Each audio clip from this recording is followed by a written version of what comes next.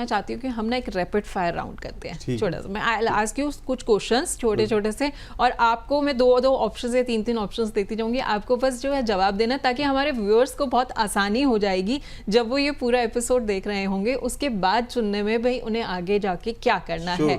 ठीक है, तो मेरा सबसे पहला सवाल है, विल या फिर ट्रस्ट, एस्टेट प्लानिंग के लिए किसे चुनना चाहिए?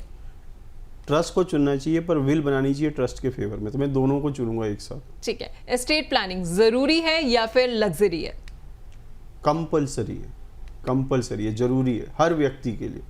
अगर आप मेजर हैं, मतलब आप वयस्क हैं और आपके पास संपत्ति है, तो एस्टेट प्लानिंग उसी दिन कर दीजिए। अच्छा, और बच्चों को प्लानिंग के बारे में बताना चाहिए, हाँ या नहीं? हमेशा बताना चाहिए, हमेशा बताना चाहिए। मुझे आज तक कोई रीजन नहीं मिला नया बताने का। ठीक है, मेरा अगला सवाल है कि प्रोबेट, जिसके बारे में हम बात भी कर रहे थे, लीगल प्रोसेस है या फिर लीगल ट्रैप है? लीगल प्रोसेस है, पर हमें इस ट्रैप से बचना चाहिए, और ट्रस्ट बनाकर पहले ही ट्रांसफर कर देनी चाहिए, जिससे कि प्रोबेट की जरूरत ना पड़े। ठीक है, और ट्रस्ट बनवाना खर्चा ज्यादा है या फायदा ज्यादा है? फायदा ज्यादा है हर स्थिति में। और किसकी प्लानिंग पहले होनी चाहिए, पति की या फिर पत्नी की? मतलब दोनों में से किसको आखिरकार अपनी एस्टेट प्लानिंग पहले करनी चाहिए? दोनों को एक साथ करनी चाहिए। जॉइंट विल बनाओ, जॉइंट ट्रस्ट बनाओ। ठीक है, कौन पहले जाएगा किसी को नहीं पता।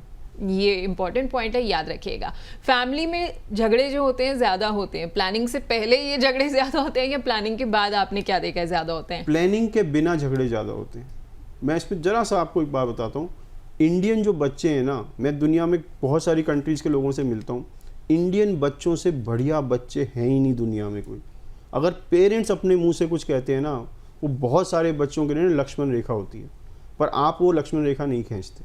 आप बिना वो लक्ष्मण रेखा खींचे चले जाते हैं, और उन्हें किसी और से पता चलता है। अगर उन्हें किसी और से पता चलता है तो चांसेस लड़ाई के बहुत ज़्यादा हैं। ठीक है, और डिजिटल असेट्स, जिसका अभी हम बात भी कर रहे थे, पूरी चर्चा की है, ये एक सीरियस मैटर है या फिर साइड मैटर है? बिल्कुल सीरियस मैटर है, बिल्कुल सीरियस मैटर है। और अगर मैं आपको बोलूं कि एक लाइन में आप एस्टेट प्लानिंग का हमें मतलब बता दीजिए।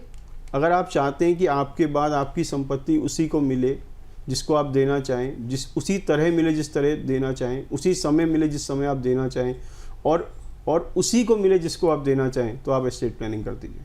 ठीक है, और सबसे अहम सवाल, अगर आप खुद प्लानिंग ना करें और बच्चों में झगड़ा हो जाए तब क्या होगा? आप जिम्मेवार होंगे। तो देखा आपने कि आप जिम्मेदार होंगे। लेकिन दीपक जी, बहुत मजा आया मुझे इस पूरे रैपिड फायर में, क्योंकि हमें जो है वन लाइनर वन वर्ड में सिंपल सारी चीजें जो है क्लियर हो गई हैं।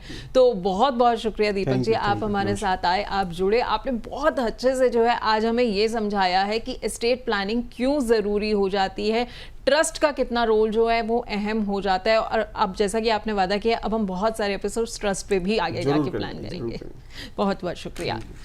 तो एस्टेट प्लानिंग न केवल संपत्ति का ट्रांसफर करती है, बल्कि पारिवारिक शांति और वित्तीय अनुशासन को भी बनाए रखती है। चाहे आपकी संपत्ति कम हो या फिर ज्यादा, एक स्पष्ट योजना आपके अपनों को विवाद और परेशानी से बचा सकती है।